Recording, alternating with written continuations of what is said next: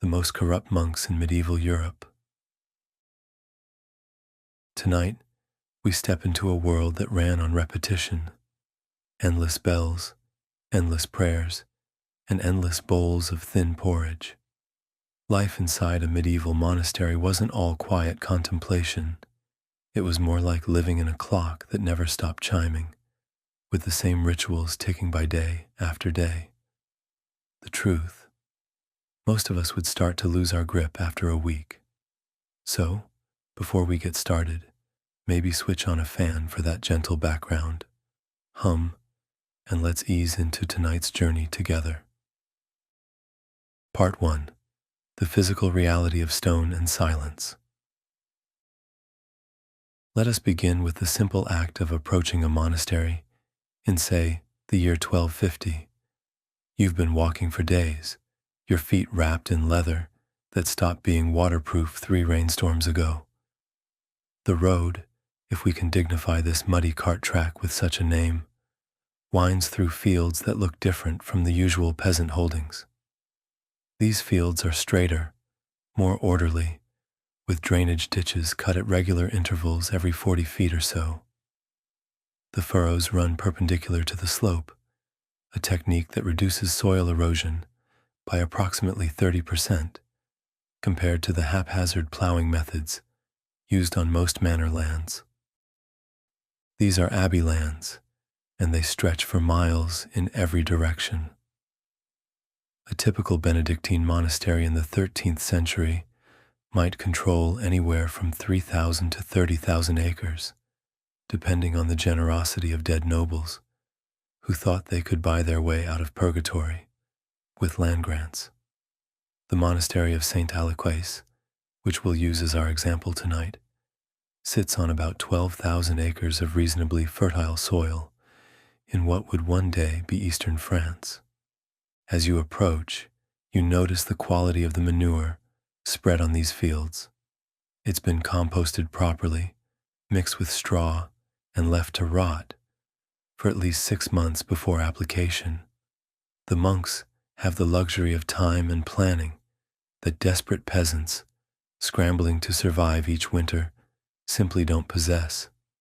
The Abbey's fields yield approximately 25% more grain per acre than the surrounding manor lands, though this bounty won't find its way to peasant tables.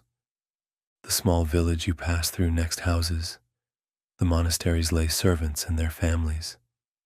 These aren't monks, but hereditary workers, whose grandfathers probably built the original monastery walls. They live in houses of wattle and daub, but the wattle here is properly done.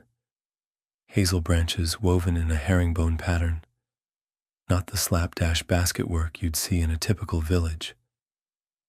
The daub mixture contains the correct proportion of clay, sand, and chopped straw, with cow dung added for binding.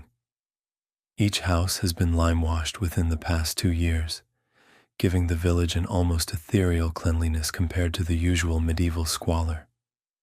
There are perhaps 60 families here, each owing specific services to the monastery. The blacksmith's family has provided the Abbey's metalwork for 4 generations. They know exactly how much charcoal is needed to maintain a forge temperature of 1,100 degrees Celsius for working wrought iron. They know that adding 1 part saltpeter to 4 parts charcoal creates a hotter flame for welding. They know these things because their fathers knew them, and their fathers' fathers, in an unbroken chain of tedious technical knowledge stretching back to when Vikings still raided these shores. And now, finally, you see the monastery itself. The walls rise 30 feet high, built from local limestone, quarried from a site 2 miles to the northeast. Each stone block weighs between 200 and 300 pounds. It took 6 men to move each block into place, using wooden rollers greased with tallow. The mortar between the stones contains 1 part lime to 3 parts sand, with crushed brick added for waterproofing. The entire wall encompasses about 15 acres, requiring approximately 850,000 individual stones. At the rate of laying 50 stones per day, with a crew of 12 masons, the wall alone took 47 years to complete. The gate you approach is made from oak timbers, each one a foot thick. The oak was felled in winter when the sap was down, then seasoned for 7 years before use. The iron hinges weigh 300 pounds each, and were forged on site from bog iron collected from the nearby marshes. It takes 4 men to open this gate, though it's so well balanced on its pivots that a single monk can manage it in an emergency. Inside the walls, you enter what is essentially a small, self-contained town. But unlike the chaotic sprawl of a secular settlement, everything here follows a plan that hasn't changed substantially since Saint Benedict of Nursia wrote his rule in the 6th century. The church dominates the center, its spire reaching 90 feet into the air. The stone for the church came from a different quarry than the walls, a finer-grained limestone that could be carved into the delicate tracery of window frames and doorway arches. Each piece of carved decoration took a single mason approximately 3 weeks to complete, working 10 hours a day with bronze chisels that had to be resharpened every 30 minutes. The church at St. Aliquis follows the typical cruciform plan, with a nave 180 feet long and 45 feet wide. The transepts extend 120 feet from north to south. The walls are 4 feet thick at the base, tapering to 3 feet at the top. This isn't just for stability. The thick walls contain staircases, storage chambers, and a complex system of channels that direct rainwater from the roof into underground cisterns.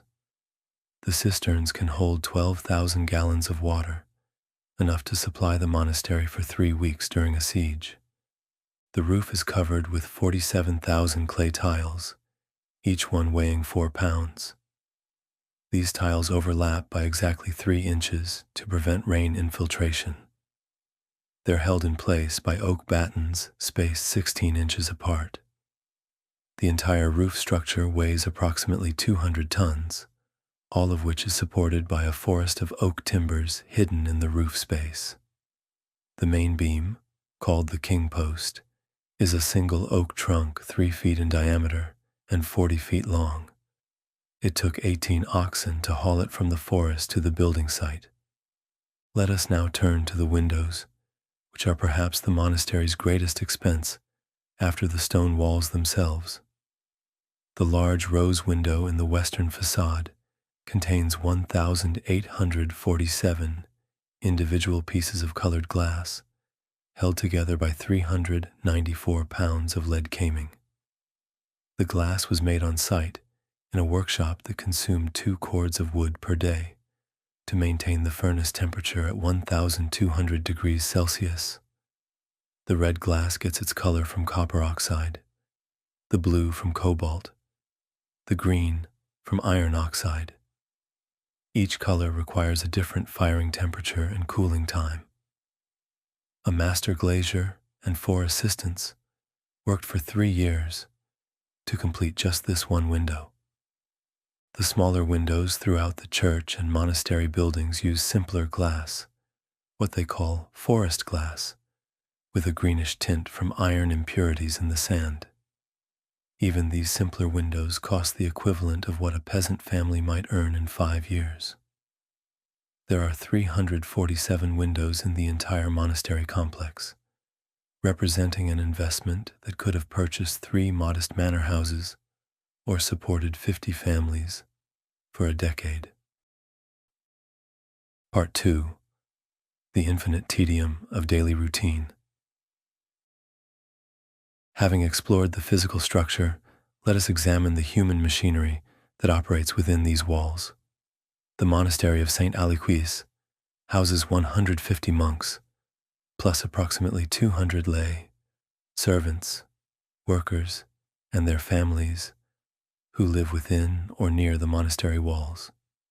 This represents a total population of perhaps 800 souls, all ultimately organized around the single purpose of praising God through prayer at rigidly specified intervals. The monastic day begins at midnight, not approximately midnight, not somewhere around midnight, but precisely at the moment when the monastery's water clock indicates the 12th hour of darkness.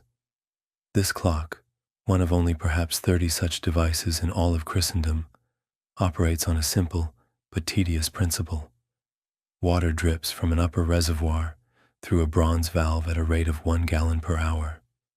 The water fills a series of vessels that tip when full, triggering a mechanism that moves wooden gears, which in turn ring bells. The clock must be adjusted every 2 weeks to account for the changing length of daylight hours throughout the year. A monk has been specifically assigned to this task.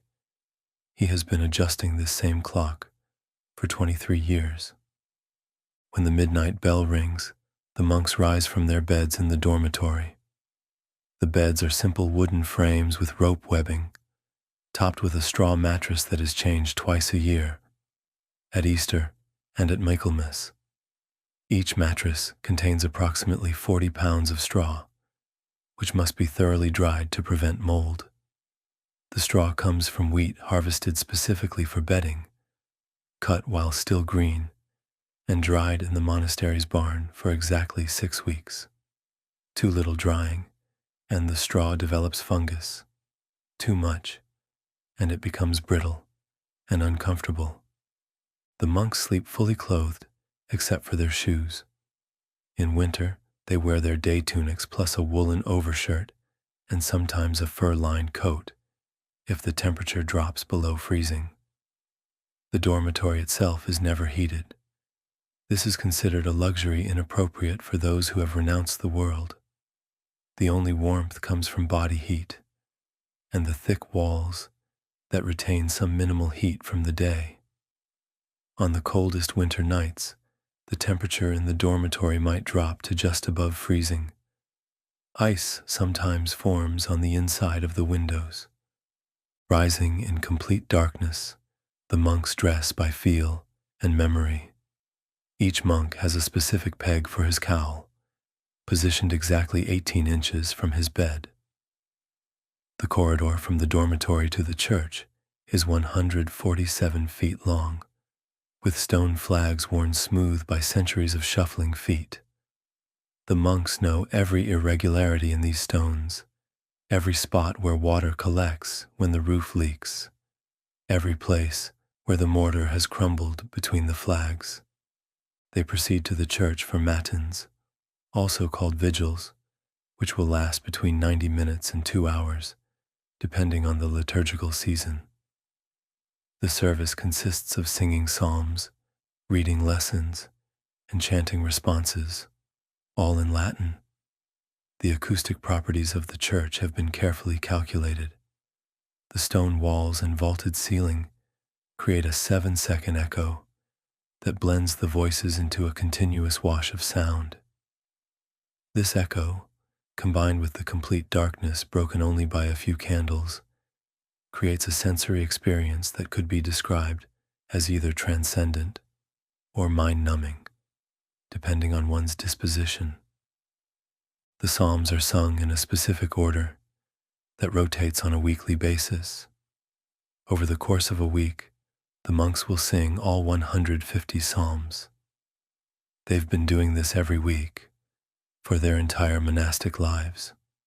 A monk who entered the monastery at age 15 and lives to age 60 will have sung each psalm approximately 2,340 times. The melody for each psalm follows the Gregorian mode, with 8 different tones that were standardized in the 9th century. The intervals between notes follow mathematical ratios.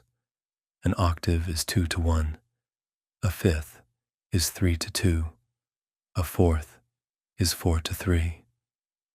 These ratios were considered sacred, reflecting the divine order of creation. After Matins, the monks returned to the dormitory to sleep until dawn. In summer, this might be only 2 or 3 hours. In winter, it could be 6 or 7.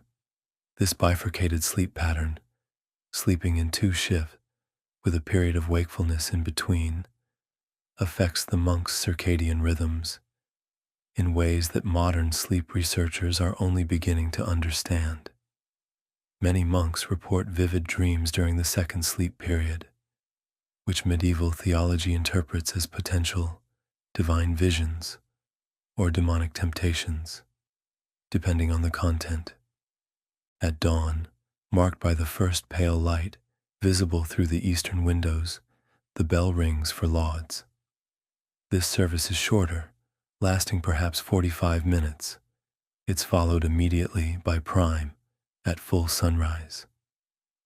Then comes the chapter meeting, held in a room specifically designed for this purpose. The chapter house at Saint Aliki is an octagonal chamber, 36 feet in diameter, with a vaulted ceiling that rises to a central point 40 feet above the floor. The acoustics here are even more precisely calculated than in the church.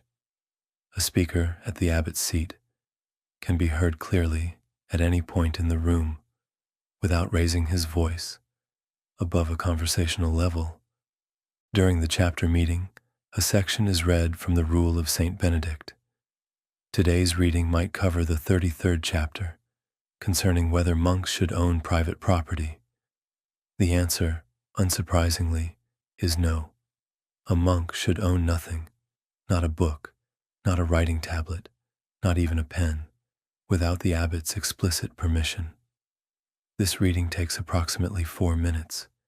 It has been read on this specific day of the liturgical calendar, every year for the past 3 centuries. Every monk in the room could recite it from memory, yet they listen as if hearing it for the first time. After the reading comes the assignment of daily work. Brother Francois will continue copying the manuscript he's been working on for the past 4 months, a treatise on the proper method of calculating the date of Easter. He's currently on page 147 of what will eventually be a 400-page codex. At his current rate of copying, approximately 2 pages per day, he will finish in late September.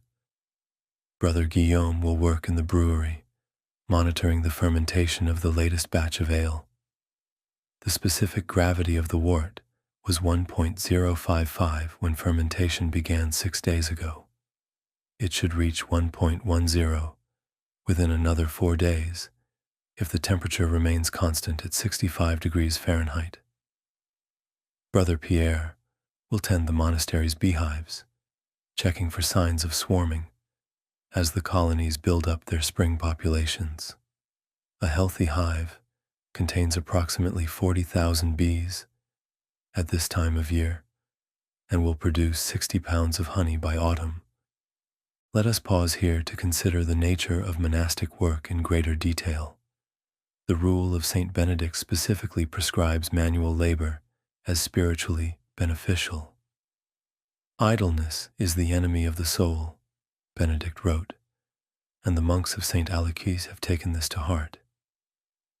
The monastery operates no fewer than 15 different workshops and agricultural enterprises, each with its own tedious rhythms and requirements. The brewery, for instance, produces approximately 300 gallons of ale per week. The process begins with malting barley, soaking it in water for 48 hours, then spreading it on the malting floor to germinate for 5 days, turning it every 8 hours to ensure even germination. The germination is stopped by drying the grain in a kiln at 120 degrees Fahrenheit for 24 hours. The dried malt is then crushed in a hand-operated mill. 500 turns of the mill handle are required to process enough malt for a single batch of ale. The crushed malt is mixed with hot water in oak vats, each holding 40 gallons. The water must be exactly 148 degrees Fahrenheit. Too hot, and it destroys the enzymes that convert starch to sugar. Too cold, and the conversion doesn't occur. The mixture, called mash, sits for 90 minutes while the conversion takes place. Then it's drained through a false bottom made of woven willow branches, a process called lautering that takes another 2 hours. The liquid, now called wort, is boiled for 60 minutes with herbs for flavoring. The monks use a mixture of yarrow, bog myrtle, and juniper berries, since hops won't become common in this region for another century. After boiling, the wort must be cooled to room temperature, which takes 4 to 6 hours depending on the ambient temperature. Then yeast is added, a mysterious substance the monks call God's grace, because they don't understand the microscopic organisms that actually cause fermentation. The fermenting ale produces carbon dioxide that must be vented through a clever arrangement of wooden tubes that terminate in vessels of water, preventing contamination, while allowing gas to escape.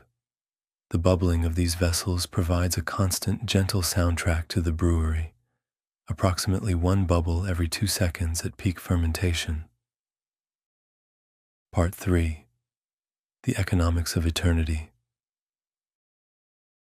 Let us now examine the complex economic machinery that keeps this sacred enterprise functioning. The monastery of Saint Aliquis is, in effect, a large corporation with diversified holdings, multiple revenue streams, and a workforce that never demands wages. The total annual income of the monastery is approximately £2,400 tournois, equivalent to the revenue of a middle-sized barony. This wealth flows from various sources, each with its own tedious complications and requirements. First, there are the agricultural lands. The monastery directly farms about 3,000 acres using lay brothers and hired laborers. The remaining 9,000 acres are leased to tenant farmers who pay rent in kind, typically 1/3 of their harvest. The directly farmed lands are organized into a 3-field rotation system: winter wheat, spring barley, and fallow. Each field is plowed 3 times before planting, using teams of 8 oxen pulling heavy-wheeled plows. Each ox consumes approximately 20 pounds of hay and 5 pounds of grain per day during the plowing season. The monastery maintains 48 oxen, requiring an annual provision of 175,000 pounds of hay. The wheat yields approximately 20 bushels per acre in a good year, 15 in a poor year. A bushel of wheat weighs 60 pounds, so a good harvest from the wheat fields produces 36,000 pounds of grain. After setting aside seed for next year's planting, 1 bushel per 6 acres, feed for the animals, and grain for the monastery's own consumption, each monk consumes approximately 500 pounds of grain per year. The surplus is about 15,000 pounds. This is either sold at market for 2 pence per pound or ground into flour at the monastery's mill. The mill itself is a significant source of income. It's a water mill with an overshot wheel, 14 feet in diameter. The wheel is fed by a channel, called a mill race, that diverts water from the river a 1/4 mile upstream. The channel required moving 45,000 cubic yards of earth and lining 1,320 feet with stone blocks.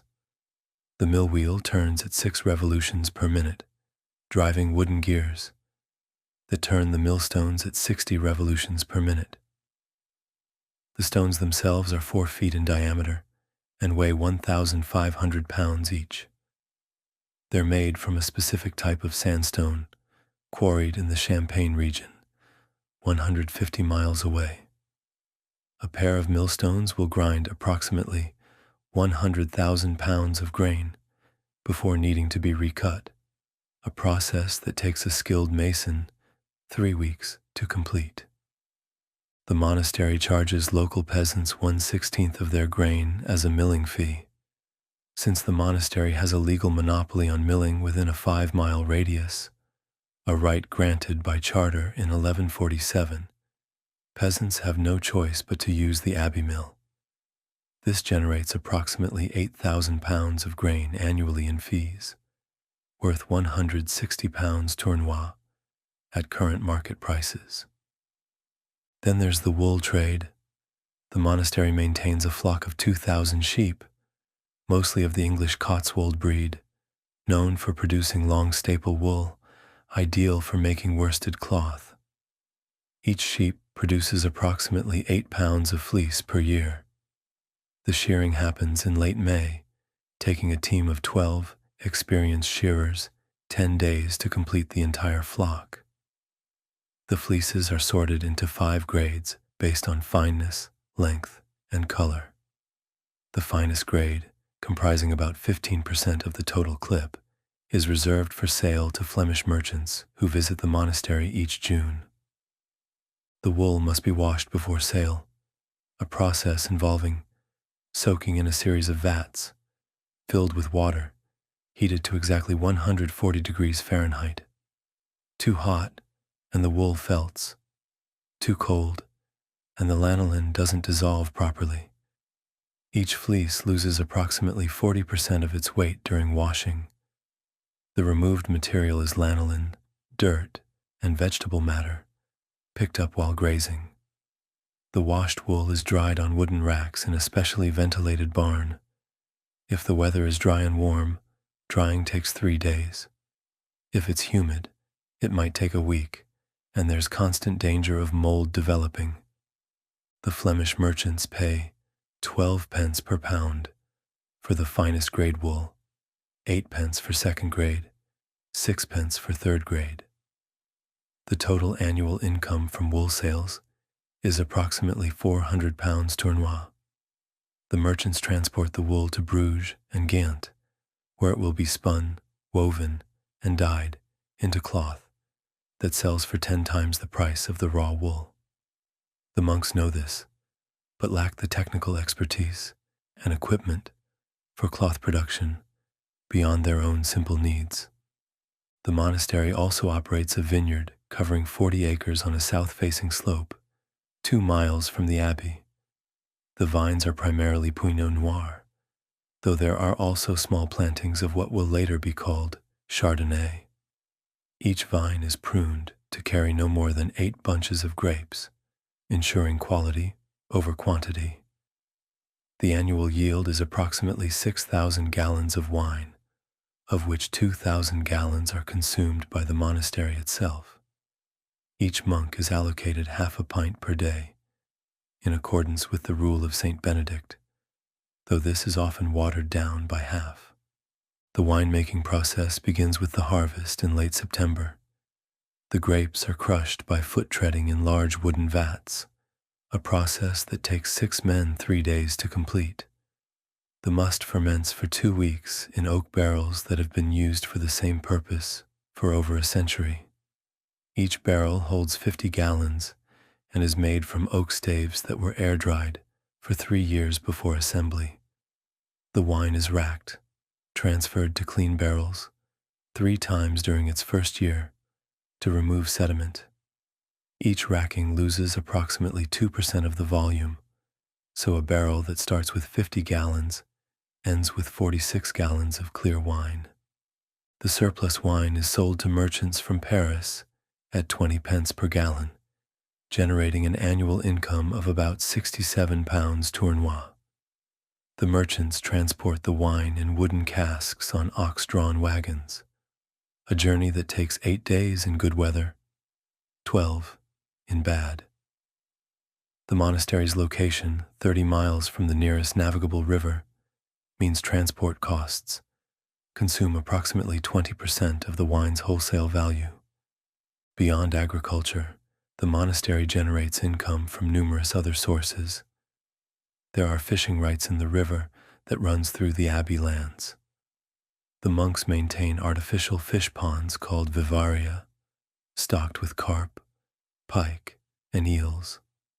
The ponds cover 12 acres and are managed through a complex system of sluices that allow water levels to be controlled. Every 3 years, the ponds are drained and dredged, removing approximately 500 cartloads of silt that is spread on the garden as fertilizer. The monastery owns salt pans on the coast, 60 miles away.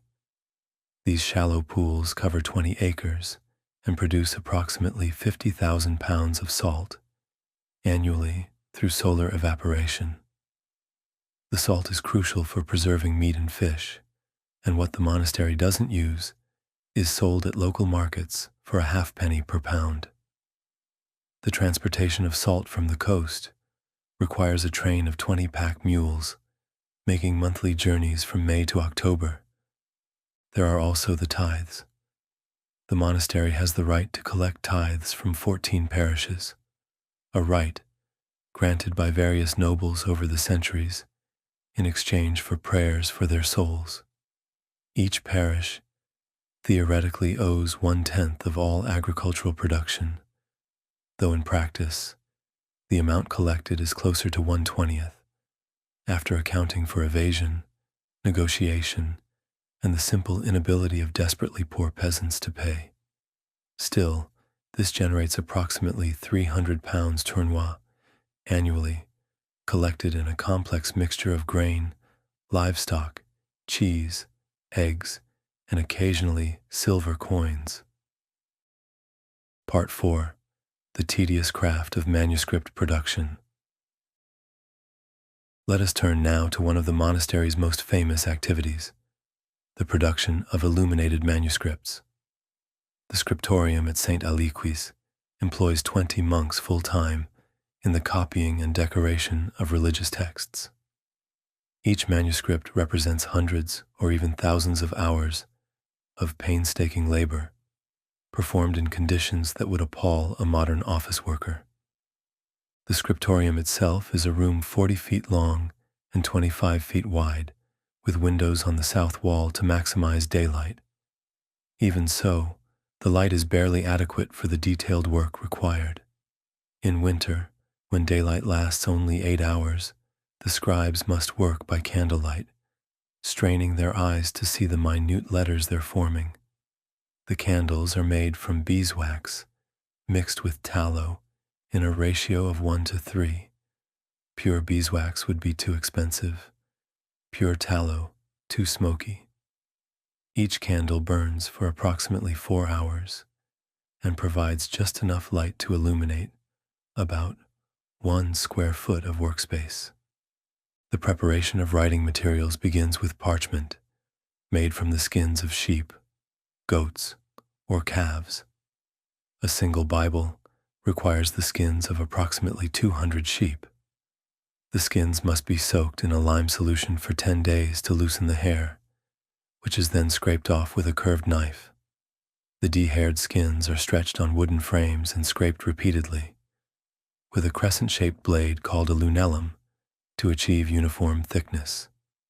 This scraping must be done with exactly the right pressure. Too light, and the parchment remains too thick and stiff.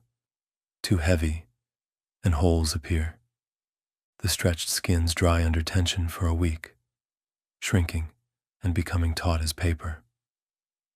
They're then removed from the frames and rubbed with pumice stone to create a smooth writing surface. Finally, they're cut into sheets. A standard sheet, called a bifolium, measures approximately 24 by 16 inches and can be folded once to create 4 pages. The preparation of enough parchment for a single book takes one skilled craftsman about 2 months of steady work. The ink is made from oak galls, tumor-like growths that form on oak trees in response to wasp larvae. The galls are crushed and soaked in rainwater for 8 days, producing a tannic acid solution. This is mixed with iron sulfate, called copperas, in a ratio of 3 parts, gall solution to 1 part copperas. The mixture turns black through a chemical reaction that medieval scribes don't understand, but can reliably reproduce. Gum arabic, imported at great expense from Africa, is added as a binder, 2 ounces per gallon of ink. The resulting ink is permanent and glossy black when first applied, though it tends to fade to brown over the centuries. The scribes write with quill pens made from the primary flight feathers of geese. The feathers must be taken from living birds during their summer molt for best quality. Each feather is hardened by heating in sand at 140 degrees Fahrenheit for 3 minutes. Then the tip is cut at a precise angle, 25 degrees for standard text, 15 degrees for fine detail work. A skilled scribe can write approximately 200 words before the quill needs to be recut. An average scribe goes through 2 quills per day, meaning the monastery's Scriptorium consumes approximately 7,000 quills per year. The actual copying process is tedious beyond modern comprehension.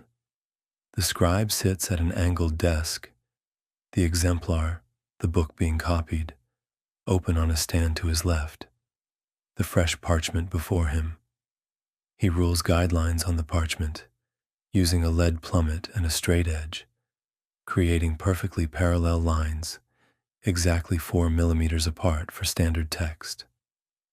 Each page typically has 40 lines of text, with margins of 1 inch on 3 sides and 2 inches at the bottom to allow for annotations. The scribe copies, letter by letter, word by word, fighting the constant temptation to improve or correct what might be errors in the exemplar. The rule requires exact copying.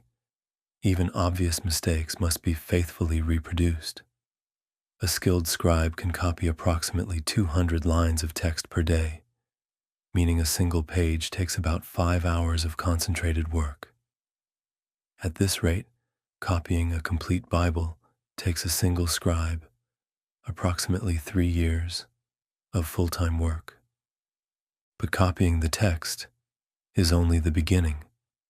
The rubrication, adding red letters for emphasis and chapter headings, requires a different ink made from cinnabar, mercury sulfide, or red lead. Both substances are highly toxic, and monks who specialize in rubrication often develop tremors and mental confusion after years of exposure. The red ink must be applied after the black ink is completely dry, typically a wait of at least 24 hours.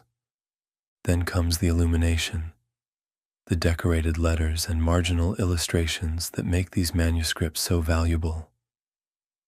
The gold leaf is applied first.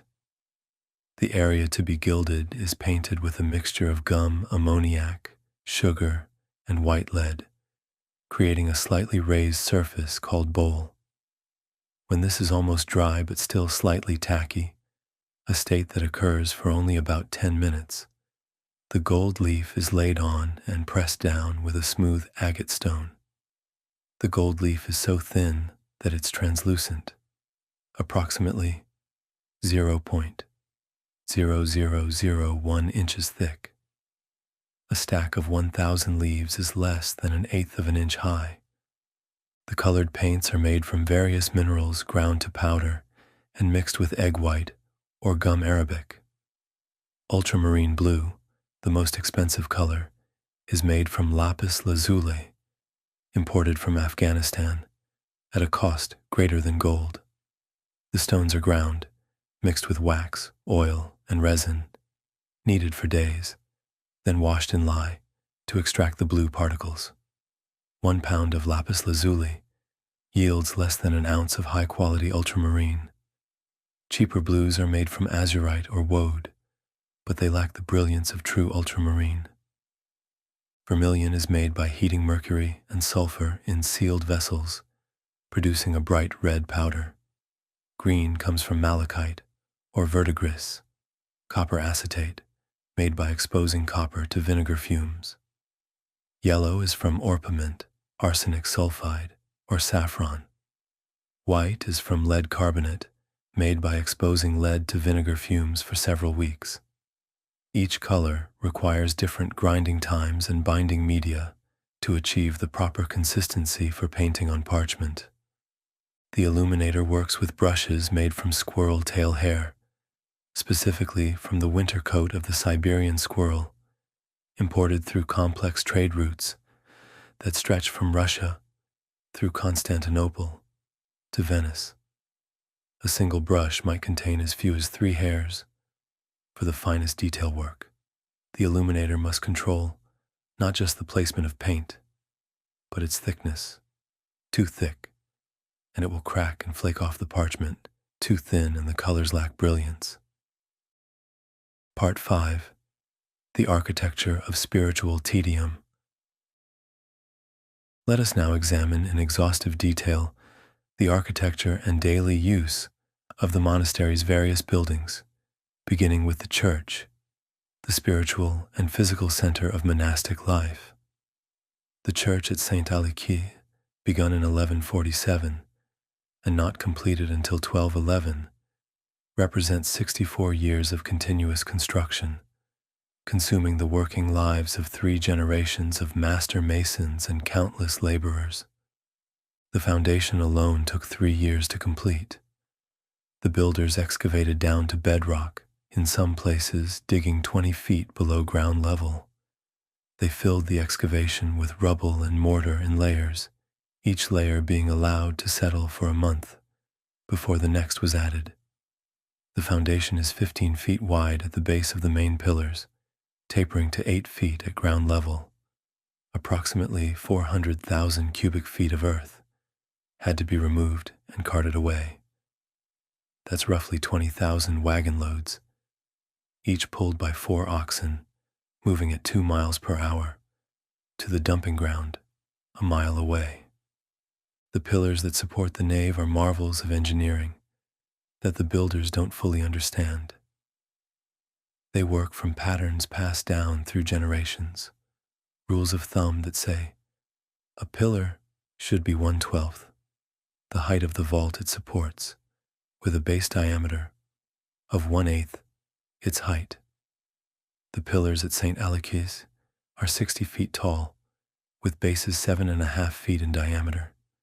Each is built from drums of stone, with each drum weighing between 2 and 3 tons. The drums were lifted into place using wooden cranes powered by tread wheels, giant hamster wheels, in which men walked to wind up ropes. It took 6 men walking in the wheel for 4 hours to lift a single drum into place. The mortar between the drums is precisely mixed, 1 part lime, 2 parts sand, with powdered brick added for hydraulic properties. The lime is made by burning limestone in kilns that reach 900 degrees Celsius, a process that takes 60 hours of continuous firing. Each batch of lime requires 20 cords of wood, contributing to the deforestation that's slowly spreading across Europe as the great age of cathedral and monastery building continues. The vaulted ceiling is a masterwork of stereotomy, the art of cutting stones to precise shapes.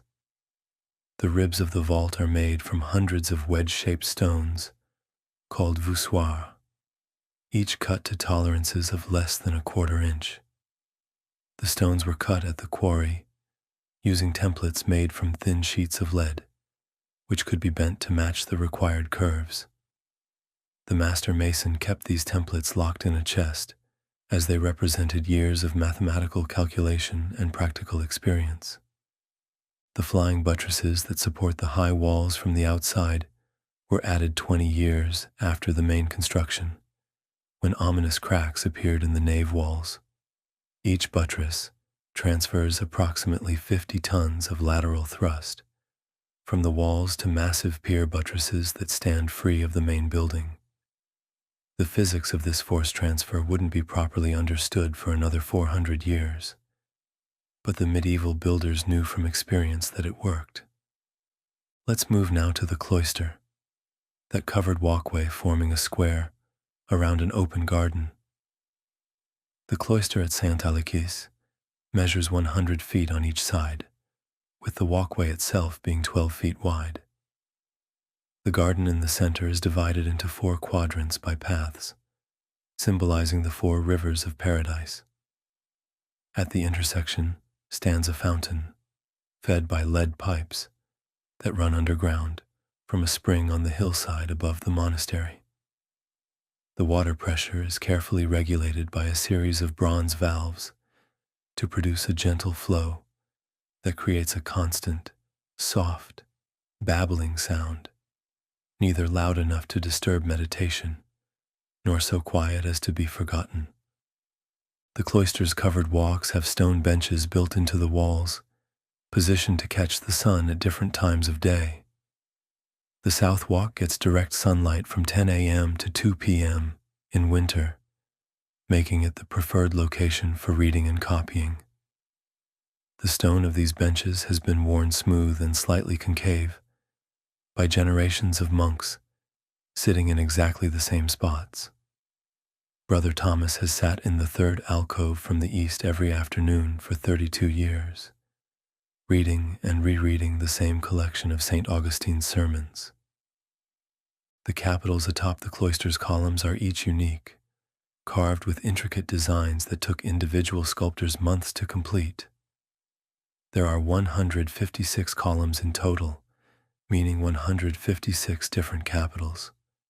Some show biblical scenes: Daniel in the lion's den, Jonah and the whale, the sacrifice of Isaac. Others display fantastical creatures: griffins, basilisks, men with the heads of dogs. Still others are purely geometric patterns of interlacing vines and leaves, so complex that following a single vine from beginning to end can take several minutes of concentrated observation. The chapter house, where the monks meet each morning, is an octagonal room with a ribbed vault ceiling that rises to a central boss carved with the image of Christ in majesty. The acoustics are so precise that a whisper at the abbot's seat can be heard clearly at any point in the room. This is achieved through the careful calculation of angles. The walls are not truly flat, but slightly concave, with a radius of curvature of 40 feet. The concavity is so subtle, it's invisible to the eye, but it focuses sound waves toward the center of the room. The floor of the chapter house is paved with tiles in a pattern of interlocking circles and squares. There are 2,847 tiles in total, each one exactly 6 inches square and 1 inch thick. The tiles are made from local clay, fired at 950 degrees Celsius for 48 hours. The pattern repeats every 12 tiles in one direction and every 16 in the other, meaning the full pattern only repeats every 192 tiles. A monk with a mathematical mind once calculated that there are 47 complete repetitions of the pattern, with a partial repetition along the eastern wall, where the raised platform for the abbot's throne interrupts the floor. The dormitory is a single vast room, 150 feet long and 40 feet wide, with windows every 8 feet, along both long walls. The ceiling is a simple wooden structure of massive beams supporting planks, all of oak that has darkened over the centuries to almost black. The beds are arranged in 2 rows with a central aisle 5 feet wide. Each bed is exactly 6.5 feet long and 2.5 feet wide, dimensions specified in a papal bull of 1215 that standardized monastic furniture throughout Christendom.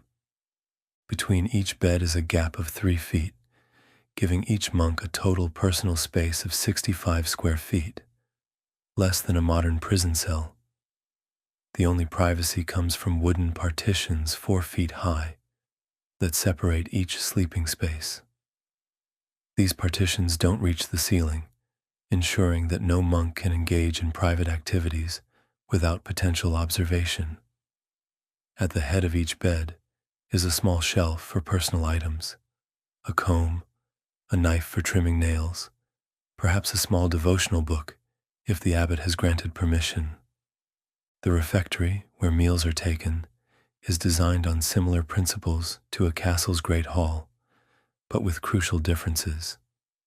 The tables are of oak, but unlike castle tables, they're fixed in place, their legs literally built into the floor.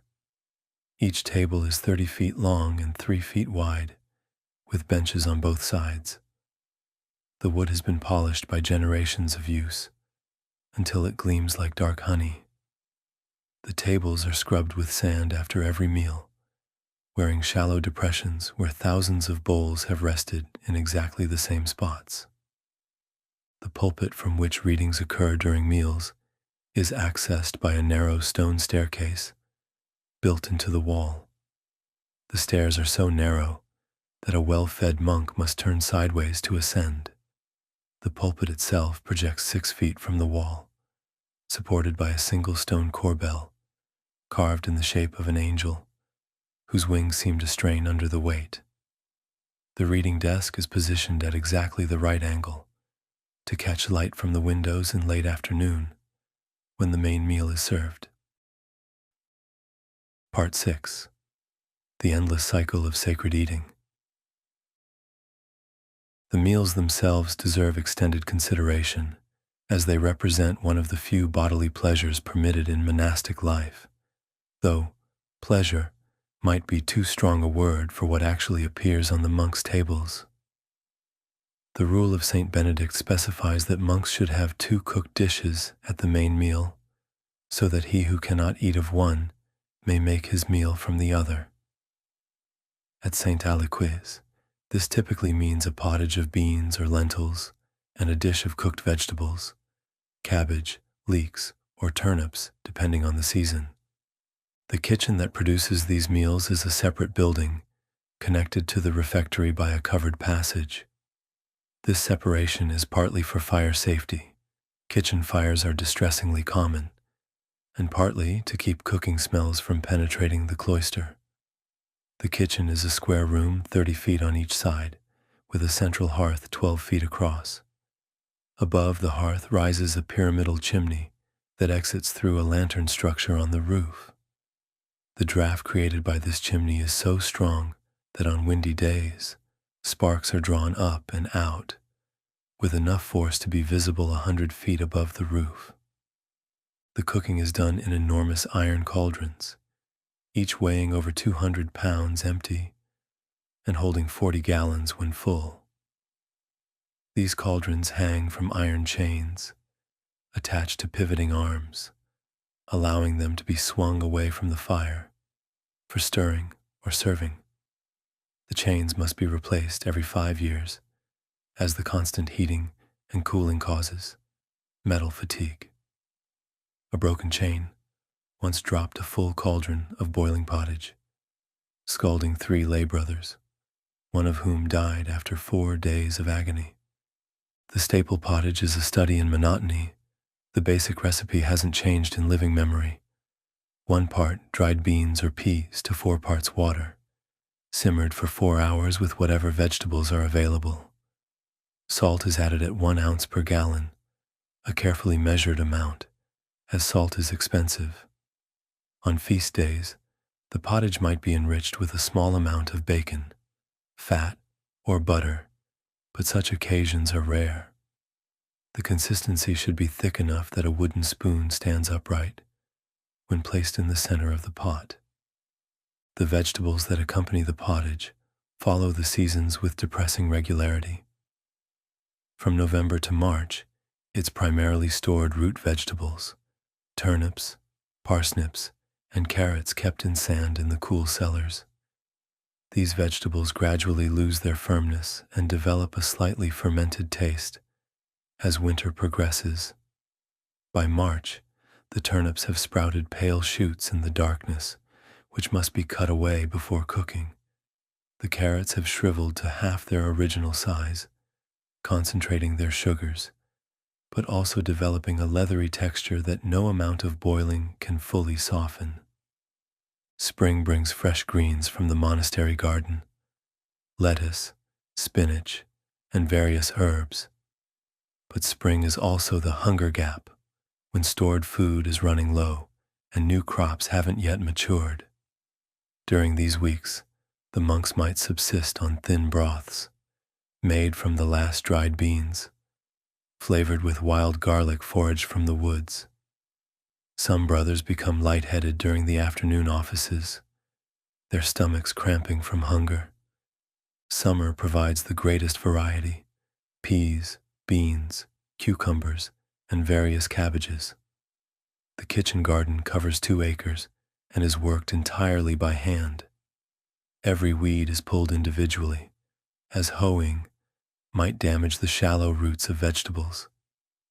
The composting system is elaborate, with separate piles for kitchen waste, human waste from the reredorer, the monastic latrine, and animal manure.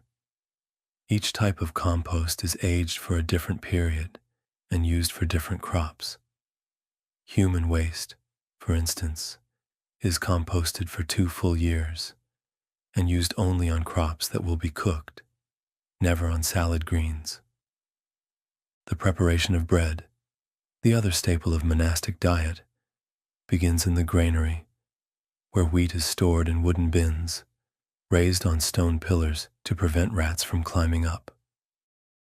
Despite these precautions, the monastery loses approximately 5% of its stored grain to rodents each year. The monks keep cats, but cats are unreliable. The prior has calculated that each cat kills an average of 3 mice per week, but with an estimated mouse population of several thousand, the cats barely make a dent. The grain is ground in the monastery's mill, as we discussed earlier, but let's examine what happens to the flour afterward.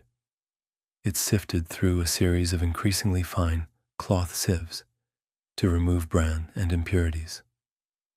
The finest flour, called westel, is reserved for communion wafers and for bread served to important guests. The second sifting produces white flour for the monk's daily bread. The coarsest flour, containing substantial bran, is used for the bread given to the poor at the almonry. The bakehouse contains 2 ovens, each capable of baking 40 loaves at once. The ovens are heated by burning bundles of dried vine prunings and other agricultural waste.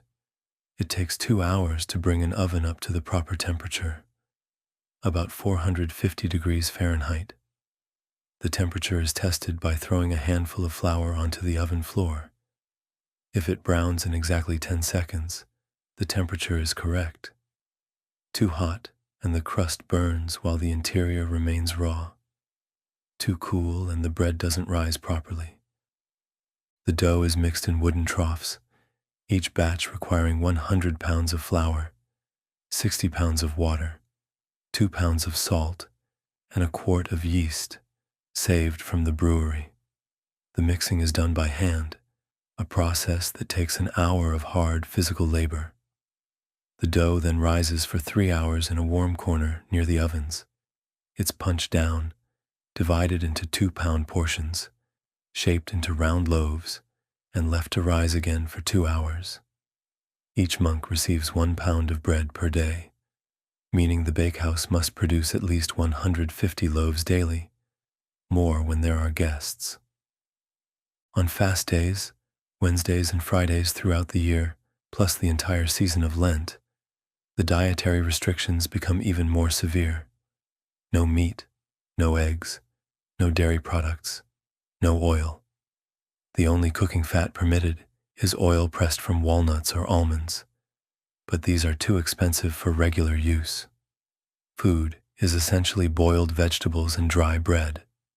During Lent, only 1 meal per day is permitted, served after Vespers when the sun is already setting. The monks must eat in gathering darkness, as candles in the refectory are considered an unnecessary luxury during penitential seasons. Part 7. The slow dissolution of discipline. Now we must turn to less edifying matters, the slow dissolution of discipline that afflicts many monasteries, including, to some degree, even the relatively well-ordered St. Aloysius. The ideal of monastic life and its reality diverge in countless small ways that, accumulated over time, can transform a holy institution into something barely distinguishable from a comfortable club for the younger sons of the nobility.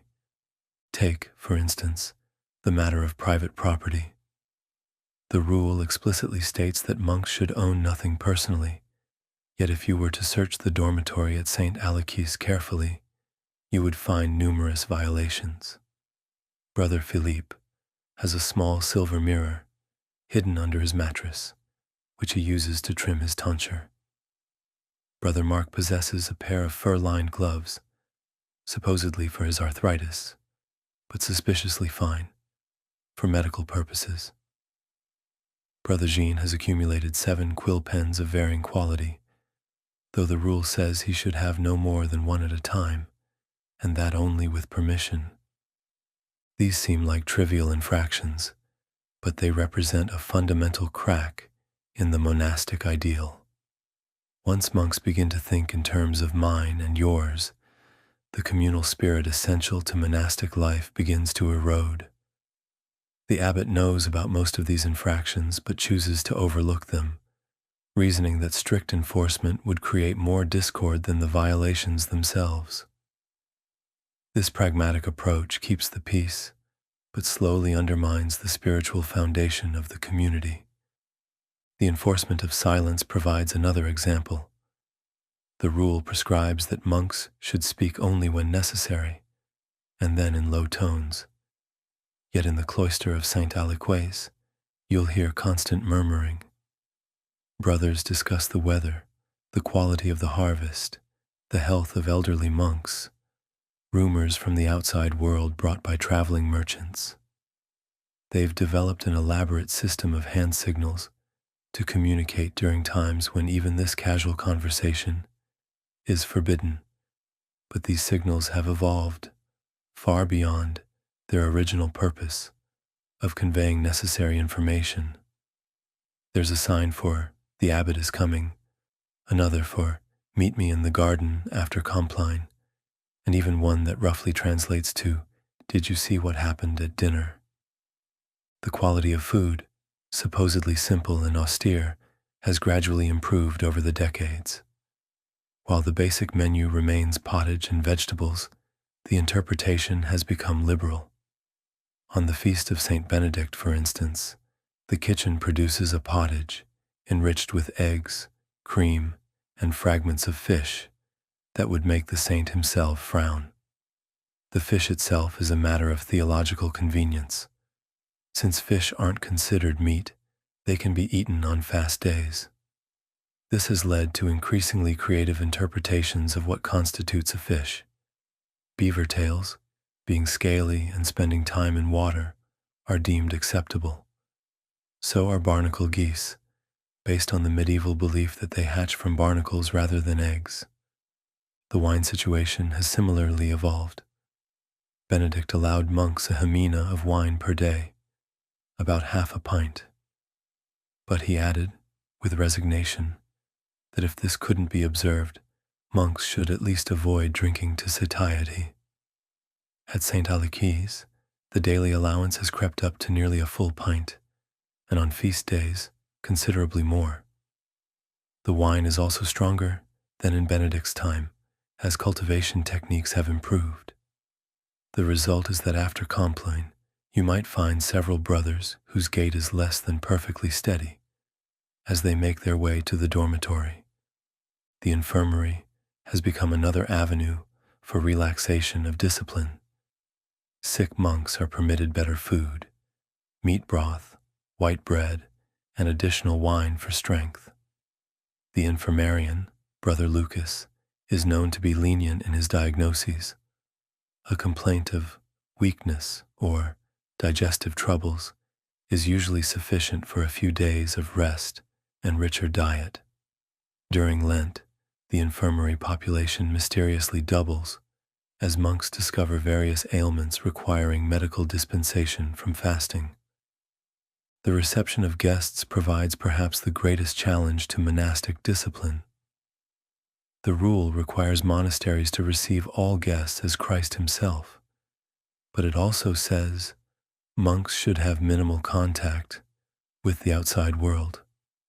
At St. Aliquais, important guests are entertained by the abbot in his lodgings, where the food and wine are decidedly non-monastic.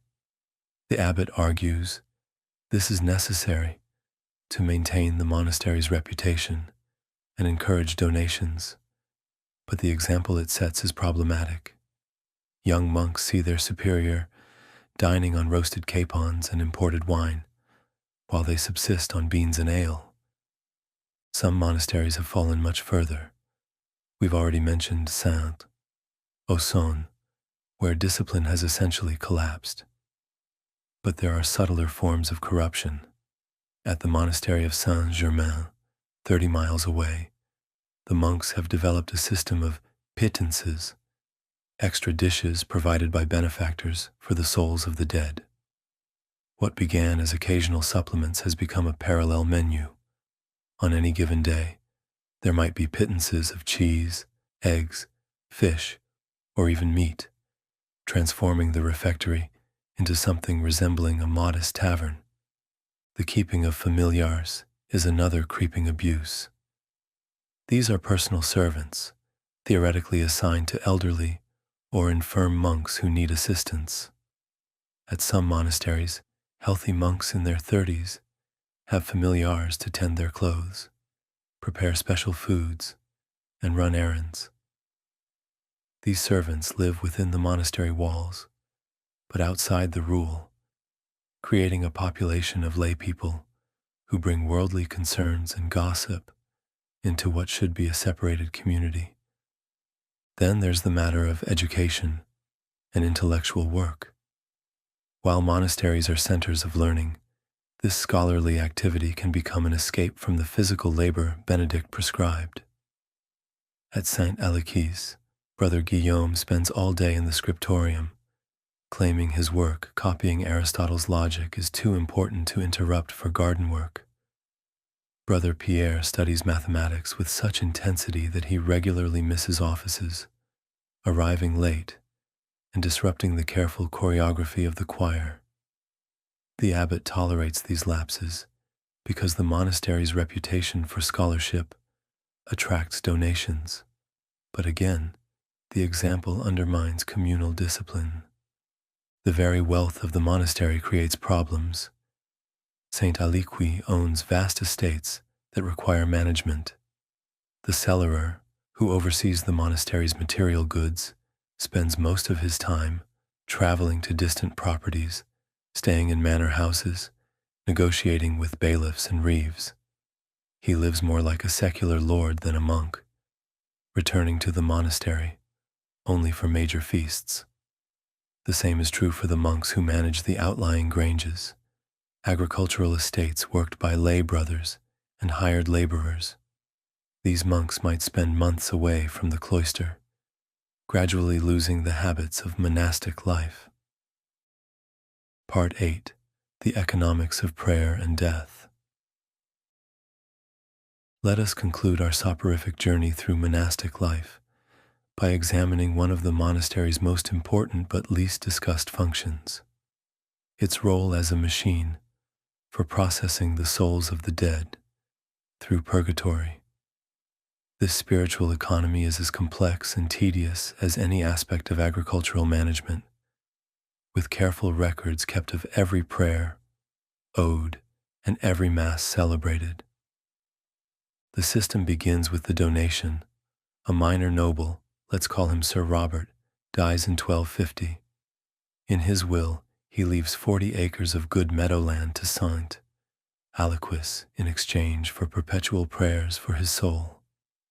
The monks must celebrate a mass on the anniversary of his death every year until the end of time. They must also mention his name in the prayers during prime every day for the first year after his death, then weekly for the next 9 years, then monthly in perpetuity. The monastery's necrology, the Book of the Dead, contains 1,847 such obligations accumulated over 3 centuries. Some are simple, a single mass per year. Others are elaborate, daily masses for a month, then weekly for a year, then monthly forever, plus special prayers on the feast days of particular saints, plus the feeding of 13 paupers on the anniversary of death. The complexity is staggering. Brother Anselm, whose sole job is managing these obligations, has developed a system of colored threads attached to the calendar to track what's due when. Each type of prayer has been assigned a spiritual value through centuries of theological speculation that would make modern economists dizzy. A high mass with full choir is worth approximately 100 regular prayers. A private mass said by a single priest is worth 60 prayers. A mention in the general prayers of the community is worth 10 individual prayers. These aren't official exchange rates. The Church has never formally endorsed such calculations, but they're understood and accepted throughout Christendom. The monastery also sells confraternity memberships to living nobles. For an annual payment of £10 tournois, a lord can become a spiritual brother of the monastery. He receives a letter of confraternity, sealed with the Abbey seal, guaranteeing that he'll share in all the spiritual benefits of the monk's prayers. When he dies, he'll be buried in the monastery church for an additional fee, and his name will be added to the necrology. It's essentially insurance for the afterlife, and the monastery currently has 43 living confraternity members. The burial fees themselves are carefully graduated. Burial in the church choir near the high altar costs £100 tournois. Burial in the nave costs £50. Burial in the side chapels costs £25. Burial in the monastery cemetery, but with a carved stone marker, costs £10. Simple burial with a wooden cross costs £2. The poor are buried for free in a section of the cemetery that's reused every 20 years, the bones being transferred to the charnel house. The charnel house itself is a stone building, 30 feet square, filled with carefully stacked bones. Skulls are arranged along one wall, arm bones along another, leg bones along a third. The smaller bones are stored in boxes. Every November 2nd, the Feast of All Souls, the monks process to the charnel house and sing special prayers for all the forgotten dead whose names have been lost to time. The prior calculates that the charnel house contains the remains of approximately 4,000 individuals accumulated over 2 centuries. The monastery also manages a complex system of indulgences. While only the Pope can grant plenary indulgences, complete remission of temporal punishment for sin, bishops can grant partial indulgences, and these are often associated with donations to monasteries. The Bishop of Pont-de-Bois has granted a 40-day indulgence to anyone who contributes to the building of St. Alekis's new transept. This means 40 days less in purgatory, a significant consideration when theologians estimate that even minor sins might require years of purgatorial suffering. The accounting for all this is meticulous. The monastery keeps 3 separate sets of records. First, the necrology with its list of the dead and their requirements. Second, the Book of Confraternity with living members and their payments. Third, the Anniversary Book, which lists all the special observances required on particular dates. Brother Anselm spends his entire day cross-referencing these books, ensuring nothing is forgotten. A missed anniversary mass is a serious matter. It's essentially breach of contract with the dead. The financial impact is substantial. The lands donated for prayers generate about £600 tournois annually, a quarter of the monastery's total income. But the obligation side is equally substantial. If the monastery actually said every prayer, individually as required, the monks would need 30 hours per day, so they use various theological workarounds.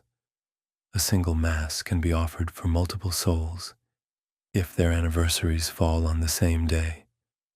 General prayers for all our benefactors living and dead cover numerous individual obligations simultaneously. The pressure of these obligations affects daily life in subtle ways. The monks know that every properly sung office, Every correctly celebrated Mass potentially reduces someone's time in purgatory. But they also know that rushing through the offices to fit in more Masses defeats the purpose. The tension between quantity and quality of prayer creates a constant low-level anxiety. Are they doing enough? Are they doing it correctly? Will they themselves benefit from similar prayers when their time comes? This economy of prayer extends beyond the monastery walls. St. Aloysius has agreements with 17 other monasteries for reciprocal prayer arrangements. When a monk of St. Aloysius dies, these other communities are notified by a special messenger called a rologer, who travels from monastery to monastery with a scroll announcing the death. Each monastery adds a note confirming they've received the news and will perform the required prayers. Then the rologer continues to the next institution. A single death announcement might travel 500 miles and take 3 months to complete its circuit. The psychological weight of managing the dead is considerable. Brother Anselm has confided to the abbot that he sometimes dreams of the necrology, seeing the names of the dead floating before his eyes, each one demanding attention. He wonders if forgotten names suffer longer in purgatory because of his oversights. The abbot reassures him that God's mercy supplies what human frailty lacks, but the worry persists. Conclusion: the eternal rhythm. And so the wheel of monastic life turns, day after day, year after year, century after century. The same prayers at the same hours, the same meals of the same foods, the same readings from the same books, the same faces growing gradually older until they disappear into the cemetery, replaced by new faces that will follow the same pattern. It's a life of profound tedium and profound purpose, where every repeated action is both a deadening routine and a step toward eternal salvation. The bell that wakes the monks for Matins tonight has rung approximately 365,000 times since it was cast in 1089. It will ring tomorrow night, and the night after, and every night until it cracks from metal fatigue in approximately 1347. Then it will be melted down and recast, and the new bell will ring for another 2 centuries, calling monks whose names we don't know to prayers we can barely imagine, in a future that seems impossibly distant, but will arrive with the same inevitable tedium as tomorrow's dawn. The stones of the monastery will outlast the monks who walk on them. The books they copy will outlast the hands that write them. The prayers they speak will echo, they believe, into eternity itself. And perhaps that's the final comfort against the crushing weight of monastic tedium, the belief that this endless repetition, this life of deliberate monotony, has cosmic significance. That every droning psalm, every bowl of watery pottage, every sleepless night and hungry day is transmuted through faith into something eternal, or perhaps not. Perhaps it's just stones and songs and slowly, aging men, marking time until time itself runs out. The monks don't know, can't know, and so they continue. The bell rings, they rise, they pray, they work, they eat, they sleep, they die. Others take their place. The bell rings, and now, as the last candle gutters in the dorter and the final prayer fades into the stones, we too can let this account of monastic life fade into silence. Let the endless details of medieval routine wash over you like the slow breathing of sleeping monks, each breath a marker of time, passing without urgency, without drama, without any need for your continued attention. The monastery will still be there tomorrow, and the tomorrow after that, engaged in the same blessed, cursed, eternal tedium. Sleep well. The bell for Matins rings in 7 hours, Or perhaps it rang 7 centuries ago. In the monastery, it hardly matters which.